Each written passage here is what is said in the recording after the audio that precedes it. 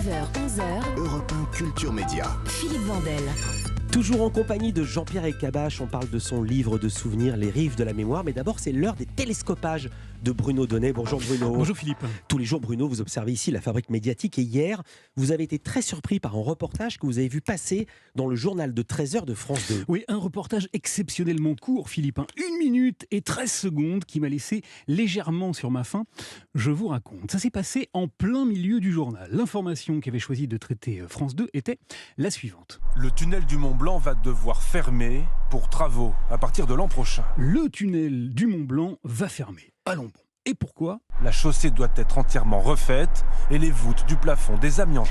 Parce que la route est toute pourrie et le plafond bourré d'amiante. Bien, le chantier est colossal et donc les travaux vont durer très longtemps. 2 solutions sont envisagées. L'ouvrage pourrait être condamné pendant 3 ou 4 ans d'affilée, ou bien 4 mois par an pendant 18 ans. Voilà, alors ça c'était donc l'information parfaitement résumée, merci. Restait ensuite à lui trouver un mode de traitement, un angle.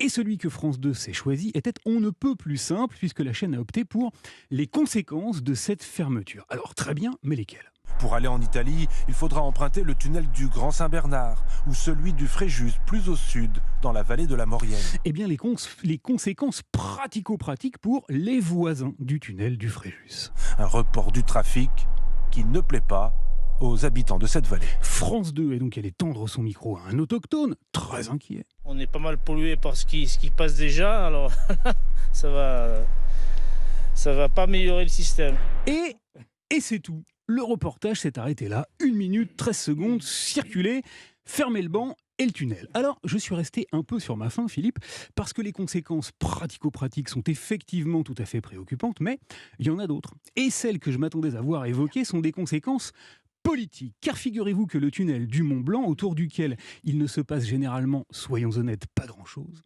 vient tout juste de connaître une actualité. Oui, il y a eu un changement, mes enfants. Christophe Castaner, professionnel en tout et chien fou de la Macronie, vient d'y être nommé, j'ai pas dit recasé, nommé président il y a tout juste 12 jours. Alors c'est un job épatant qui rapporte 150 000 € par an, auquel s'ajoute un chauffeur et un appartement de fonction. Et c'est le président de la République qui choisit à qui il échoue. Et j'ai été très surpris qu'on ne nous parle pas de lui, parce que je me suis posé une question. Si le tunnel doit fermer pendant 3 ou 4 ans, est-ce qu'on est sûr qu'on a vraiment besoin de payer Castaner 150 000 € par an ? Et si le tunnel ferme 4 mois par an, pendant 18 piges, est-ce que les émoluments de l'ancien ministre de l'Intérieur, battu aux élections législatives de juin dernier, vont être diminués du tiers ? Eh bien, on ne sait pas. Alors, je ne crois pas, Philippe, que ce soit prévu, mais en même temps, ça tombe bien, car Christophe Castaner, qui n'avait plus de boulot, a également été nommé cette fois par le ministre des Transports, Clément Beaune, et par le secrétaire d'État à la mer, Hervé Berville, nommé donc à la tête du grand port maritime de Marseille. Marseille, Mont-Blanc, la distance est grande. En effet, une fermeture du tunnel devrait donc permettre à Christophe Castaner de rester un peu plus concentré sur sa nouvelle casquette, celle de capitaine de port. Nous voilà rassurés. Malheureusement, hier midi, France 2 n'a pas eu le temps de le faire. Et oui, la télévision aussi. À la télévision, il arrive, cher Philippe, qu'une partie de l'information reste coincée sous un tunnel. Est-ce que vous êtes sûr que le port de Marseille va rester ouvert ? À moins qu'une sardine ne le bouche. Ça vous amusait d'entendre cette info ? Oui, mais ça me surprend pas. Jean-Pierre Elkabbach. Non, c'est pas une révélation. Ouais.